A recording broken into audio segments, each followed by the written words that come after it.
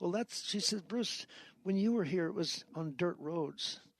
She says, dirt roads have iron men. Today, there's paved roads and paper men. I've heard so many versions of that, Bruce. I like that one. That one's a great one, but Yeah.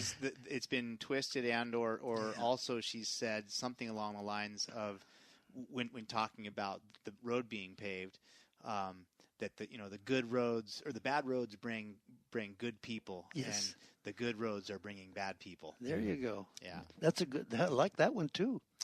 But she was a beautiful person that I came to know because I went through there from time to time, and she always remembered somehow. There's a picture of us, Ted and I, on the wall inside the door.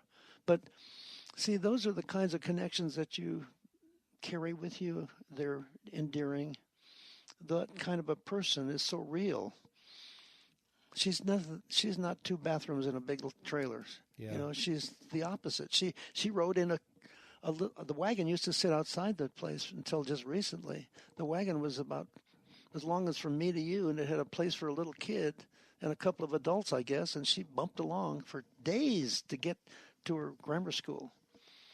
So, see, that in itself, probably that experience was something that gave her a reality of what's really important in life. And For those that, I'm sorry. Yeah. Well, I was just going to say, we have people listening that are interested in Baja, and there's probably, you and I, Jim, are very familiar with what Bruce is talking about here, but Mama Espinosa's is today a restaurant and a little lodge, if you will, right as you come into the town of El Rosario.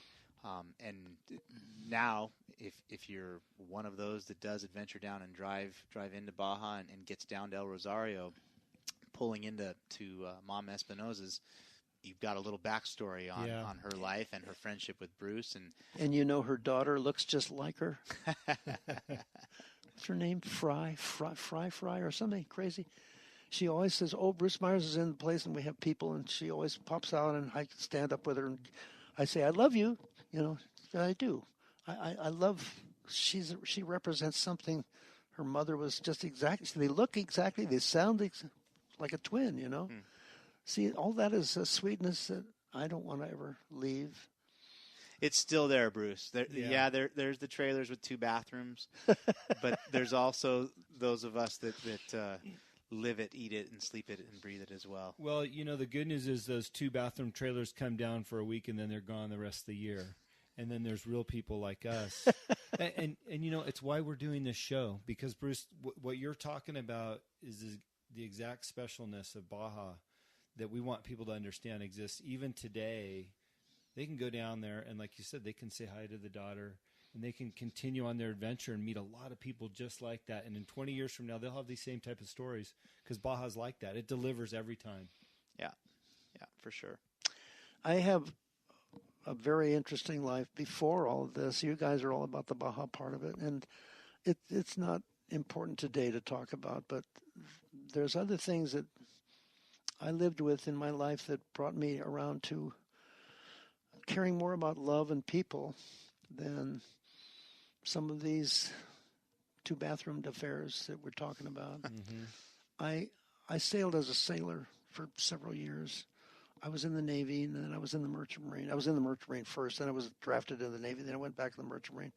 But I've characters, lovable characters. Olaf and I sailed to the Orient.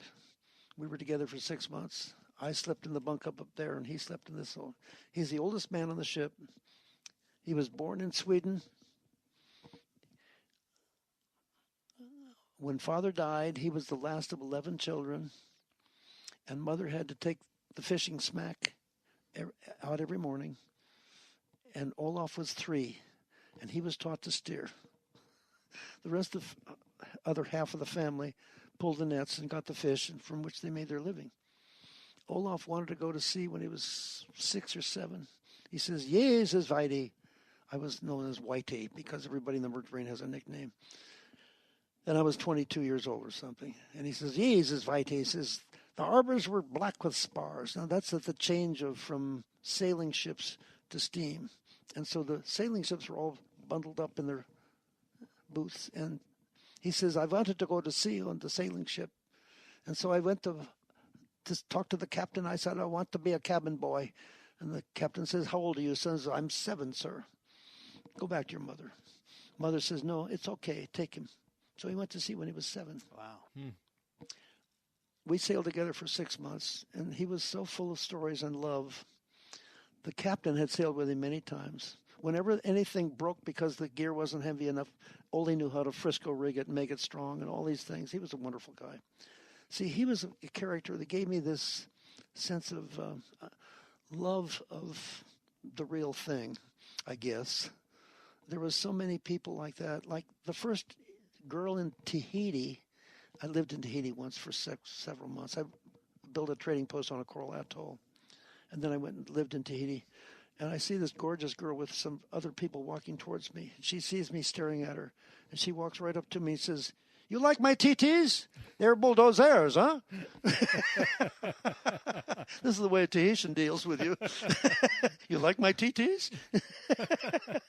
And we were friends after that. See, I can't forget Ole, and I can't forget Mia was her name. I can't forget Mama Espinosa. See, those are high points in life. And my life is so full of that stuff. I can't help but not really give a crap about products that have a lot of profit. I mean, good for you. When you read my book, you're going to see this horrible situation. I invented the dune buggy, and I got a patent. And the patent was overruled in a courtroom by a judge that knew nothing about these things. And the other lawyer was a really nice guy, but he made me look like a thief. And so I lost my patent. And I was making 25 kits a day. I had 400 or 500 kits a month going out of my factory, 70 people. And then the courtroom said no and took my patent away. So here it opened the doors. It all came out in the press. And here comes everybody around the world. I mean, not just here, but across both oceans, Japan, South America, Europe. Oh, let me tell you about Europe. Please. 25 years or so, 24 years after the loss of the patent, I was embittered, angry, and we were invited to Europe to come to the 25th anniversary of the dune buggy on the shores of Europe. And so we were taken over there on an airplane, and Winnie and I are at the Le Mans racetrack.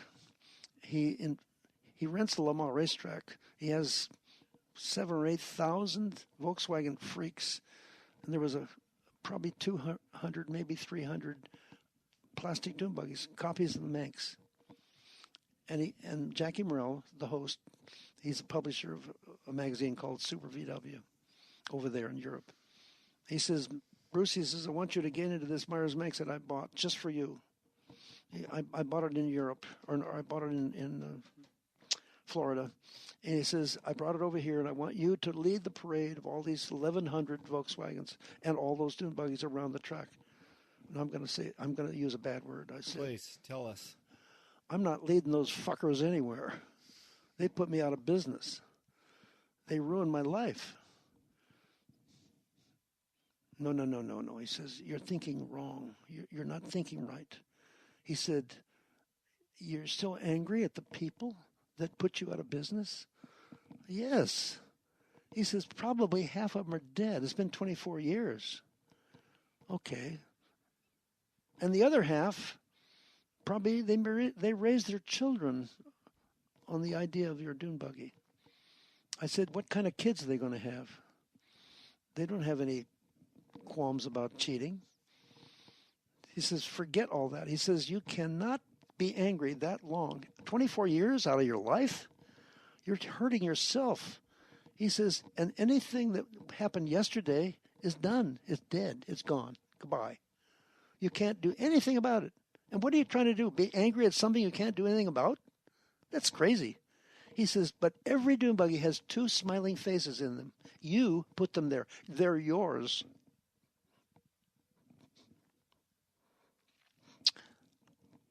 He had me dead to rights. He says, all those smiling faces, you're the guy. He says, stop thinking about the anger. He says, you will shorten your own life. Think of only the two smiling faces. And he said, I want you to go home and do 3 things. Start a club, write a book, build a new Manx of the 90, and that's the Bankster. It's a 4-place. I did all that stuff. The book is being written. He had me so straight away realizing that I was wrong. You can't be angry at something that's gone. And the children of those cars knew nothing of the cheating of the courtroom, of all these bad thoughts. They're just happy. And the reason is because the car made them that way.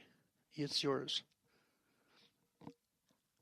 I carried that around with me, and I had to pretend. He says, you're going to have to pretend, but you're a good actor.